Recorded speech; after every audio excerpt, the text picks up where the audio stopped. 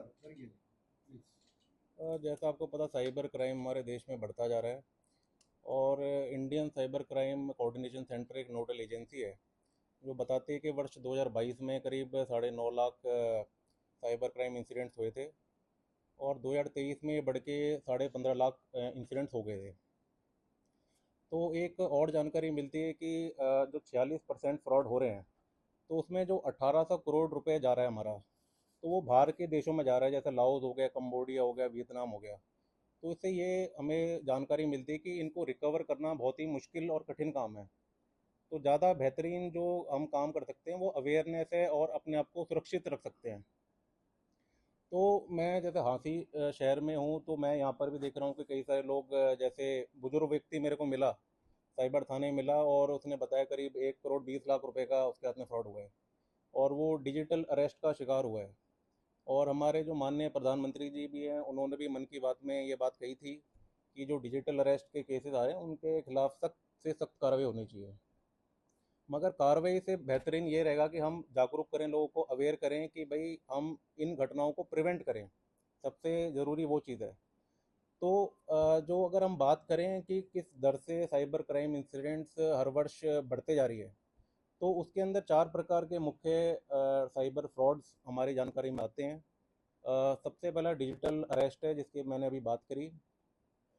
दूसरा task fraud आता है, जिसमें किसी ग्रुप के अंदर हम किसी व्यक्ति को जोड़ लेते हैं और उनसे निरंतर कुछ ना कुछ यूट्यूब के वीडियो लाइक कराते हैं, कभी फेसबुक के वीडियो लाइक कराते हैं और उसको आश्वासन देते हैं कि भाई आपको बहुत अच्छी रकम इसमें मिलेगी। तो ऐसे करते करते वो बहुत राशि उसमें जमा कर देता है और उसके बाद पैसा उसका फंस जाता है। तो इसमें इन्वेस्टिगेशन में ये समस्या आती है कि ज़्यादा से ज़्यादा पैसा बाहर के देशों में जा रहा है। इसी प्रकार से एक हमारा इन्वेस्टमेंट फ्रॉड है, इन्वेस्ट करवाते हैं और बहुत सारी पूंजी इसमें लगाने के बाद वो पैसा कभी निकल के नहीं आता। और चौथा हमारा जो चल रहा है, डेटिंग और रोमांस स्कैम है, जिसमें कोई मैट्रिमोनियल अलायंस बनाने के लिए लोग पैसा काफ़ी लेते हैं। तो ये सारी बात करने के बाद हमारे मन में आता है कि भाई इसका कैसे हम बचाव कर सकते हैं। तो सबसे महत्वपूर्ण चीज़ ये है कि अगर आपके साथ में कोई घटना घटित होती है, तो सबसे पहले 1930 आप मिलाएं। उसमें कोई भी राशि अगर आपकी फंस जाती है तो उसको तुरंत उस बैंक अकाउंट को फ्रीज करवा दिया जाएगा। और बहुत सारा पैसा इसके अंदर हमारा रिकवर होकर वापस भी आ चुका है। तो ये बहुत ही अच्छी एक तुरंत कार्रवाई करने वाला लैंडलाइन नंबर है, जो कि एमएचए द्वारा संचालित करवाया जा रहा है, हमारे राज्य सरकार द्वारा। इसके अलावा दूसरा तरीका होता है नेशनल साइबर रिपोर्टिंग पोर्टल। अब उसमें कोई भी व्यक्ति है जिसके साथ में कोई साइबर क्राइम घटित हुआ है, तो वह एक आईडी और पासवर्ड अपना लॉगिन बना सकता है। तुरंत उसमें 4 5 6 लाइन का अपना वाक्य लिख सकता है कि उसके हाथ में क्या घटना हुई है। तो तुरंत उस पर कार्रवाई होगी और उसको किसी भी थाने में जाने की ज़रूरत नहीं है। वो घर बैठे बैठे भी ये सेवाएं उपलब्ध उसको हो रही हैं और तुरंत उसको सहायता ही मिलेगी। और तीसरी चीज़ मैं ये कहना चाहूँगा कि साइबर हाइजीन ज़रूर अपनी बना के रखें, जो कि केंद्रीय गृह मंत्रालय बार बार कहता है कि अगर हम अपने जो भी हार्डवेयर सॉफ्टवेयर में ठीक से एंटीवायरस की फैसिलिटीज़ डाल के रखें, 2 फैक्टर अपना ऑथेंटिकेशन करें कि पासवर्ड ब्रेक ना किया जा सके, समय समय पर पासवर्ड को बदलते रहें। और इसी प्रकार से हमारे कई बार मेल के और अन्य वेबसाइट के भी पासवर्ड होते हैं, तो उनके अंदर भी स्ट्रॉन्ग पासवर्ड रखें ताकि कोई ट्राई करके उसको एक्सेस ना कर सके। तो ये साइबर हाइजीन का भाग होता है, जिससे अगर हम ये तीनों चीज़ों को ठीक प्रकार से फॉलो करेंगे तो मुझे पूरा विश्वास है कि हम साइबर फ्रॉड और साइबर क्राइम पे अंकुश पा सकते हैं।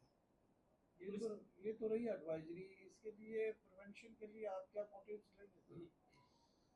देखिए, प्रिवेंशन के लिए यही है कि एक तो अवेयरनेस उसका भाग बनता ही है कि लोगों को हम जागरूक अधिक से अधिक करें, जिसके लिए साइबर जागरूकता हमारा एक अभियान हांसी पुलिस द्वारा चलाया जा रहा है और बाकी भी जिले पुलिस द्वारा चलाया जा रहा है।